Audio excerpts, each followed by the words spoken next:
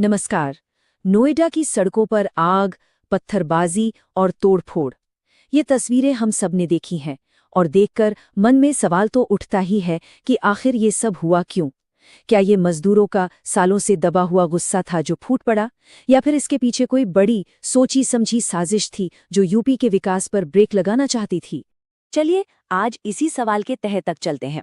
इस पूरी पड़ताल में हम यही समझने की कोशिश करेंगे कि आखिर सच क्या है, सबूत क्या कहते हैं और दोनों पक्षों की दलीलें क्या हैं। जो तस्वीरें सामने आईं वो सच में परेशान करने वाली थीं। कई दिनों तक नोएडा के इंडस्ट्रियल सेक्टर्स में कामकाज पूरी तरह से ठप पड़ गया। सड़कों पर जली हुई गाड़ियां, टूटे शीशे और हर तरफ पत्थर। माहौल बहुत ही ज्यादा तनावपूर्ण था। और ये कोई छोटा मोटा प्रदर्शन नहीं था। आप जरा इन आंकड़ों पर गौर कीजिए। 400 से ज्यादा कंपनियों में तोड़फोड़, 1000 से भी ज्यादा गाड़ियों को नुकसान पहुंचाया गया और मेन सड़कें घंटों तक बंद रहीं। मतलब पूरा इलाका जैसे थम सा गया था। हालात इतने बेकाबू हो गए कि पुलिस को आखिर में आंसू गैस तक चलानी पड़ी।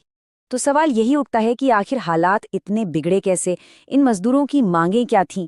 चलिए अब इस हिंसा की वजह को, इसकी जड़ को समझते हैं। देखिए, मजदूरों की शिकायतों की लिस्ट काफी लंबी और गंभीर थी। उन्हें महीने के सिर्फ 11 से 13,000 रुपए मिल रहे थे। काम 8 घंटे की जगह 12 से 16 घंटे तक लिया जा रहा था। हफ्ते की छुट्टी मिलेगी या नहीं, इसकी भी कोई गारंटी नहीं थी। और तो और ओवरटाइम का पैसा भी ठीक से नहीं मिलता था। यहाँ तक कि बाथरूम ब्रेक जैसी मामूली चीजों पर भी रोक टोक थी और महिला कर्मचारियों की सुरक्षा और सम्मान का भी मुद्दा था। इस पूरे गुस्से की आग में घी डालने का काम किया पड़ोसी राज्य हरियाणा ने। सोचिए, एक तरफ नोएडा में मजदूरों को मिल रहे थे लगभग 13,000 रुपए, तो वहीं कुछ किलोमीटर दूर गुरुग्राम में मजदूरों को मिल रहे थे करीब 19,000 रुपए महीना। और जब हरियाणा ने हाल ही में 30% की सैलरी बढ़ाई, तो नोएडा के मजदूरों का असंतोष और भी ज्यादा भड़क उठा। अब इस पूरी घटना के दो बिल्कुल अलग अलग एंगल्स सामने आते हैं। एक तरफ सरकार और पुलिस का मानना है कि यह एक सोची समझी साजिश थी, तो दूसरी तरफ विपक्ष इसे सीधे सीधे सरकार की नाकामी बता रहा है। चलिए पहले आधिकारिक पक्ष को समझते हैं। पुलिस और सरकार का साफ कहना है कि ये मजदूरों का अचानक से भड़का गुस्सा नहीं था, बल्कि इसके पीछे एक पूरी प्लानिंग की गई थी।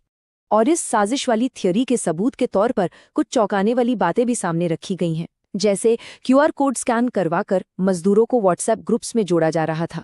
सिर्फ 3 दिन के अंदर दर्जनों ग्रुप बना दिए गए। इतना ही नहीं, विदेशी फंडिंग का एंगल भी तलाशा जा रहा है और कुछ चैट्स में तो मिर्ची पाउडर लेकर आने की बातें भी मिली हैं। लेकिन बात यहीं खत्म नहीं हुई। कहानी में एक बहुत बड़ा मोड़ तब आया जब यूपी के मंत्री अनिल राजभर ने इसके तार सीधे पाकिस्तान से जोड़ दिए। जी हाँ, पाकिस्तान से। उनका साफ साफ कहना था कि ये उन ताकतों का काम है जो पाकिस्तान के इशारे पर चलती हैं और यूपी का विकास नहीं देखना चाहती। अब ये एक बहुत ही संगीन आरोप है। तो ये तो थी एक कहानी। अब सिक्के का दूसरा पहलू देखते हैं। विपक्ष इस पूरी साजिश वाली थ्योरी को मानने से इनकार कर रहा है और इसका पूरा ठीकरा सरकार पर फोड़ रहा है। समाजवादी पार्टी के प्रमुख अखिलेश यादव ने सीधे सीधे सवाल उठाया कि अगर वाकई इतनी बड़ी साजिश रची जा रही थी तो सरकार की खुफिया एजेंसियां क्या कर रही थी। उनका तर्क है कि ये सरकार की पूरी तरह से विफलता है कि वो ना तो मजदूरों का शोषण रोक पाई और ना ही इस कथित साजिश को वक्त रहते भांप सकी। तो इस पूरे बवाल के बाद सरकार ने किया क्या? सरकार ने दो तरफा एक्शन लिया। एक तरफ सख्ती दिखाई तो दूसरी तरफ मजदूरों की मांगों को भी सुना। सबसे पहले तो पुलिस ने ताबड़तोड़ एक्शन लिया। लगभग 350 लोगों को गिरफ्तार किया गया और सीसीटीवी फुटेज के आधार पर और भी दंगाइयों की तलाश जारी है। इससे ये साफ संदेश दिया गया कि हिंसा को बर्दाश्त नहीं किया जाएगा। लेकिन सरकार को ये भी पता था कि सिर्फ सख्ती से काम नहीं चलेगा। मजदूरों के गुस्से को शांत करने के लिए उनकी सबसे बड़ी मांग यानी सैलरी बढ़ाने का ऐलान भी कर दिया गया। तो फिर इस सब के बाद हुआ क्या? सबसे बड़ा सवाल यही था कि सैलरी बढ़ी तो कितनी? तो देखिए, नोएडा गाजियाबाद में जो अनस्किल्ड वर्कर थे उनकी सैलरी करीब 11,300 से बढ़कर 13,700 के आसपास हो गई। इसी तरह सेमी स्किल्ड और स्किल्ड वर्कर्स की सैलरी में भी अच्छा खासा इजाफा हुआ। कह सकते हैं कि इस पूरे हंगामे का ये एक सीधा और ठोस नतीजा निकलकर आया। तो हमने देखा कि क्या हुआ, क्यों हुआ, साजिश की थियरी क्या है और आखिर में सरकार ने क्या कदम उठाए। लेकिन ये पूरी कहानी हमें एक बहुत जरूरी सवाल पर लाके छोड़ देती है। हाँ, सैलरी बढ़ाना एक जरूरी कदम था, इसमें कोई शक नहीं।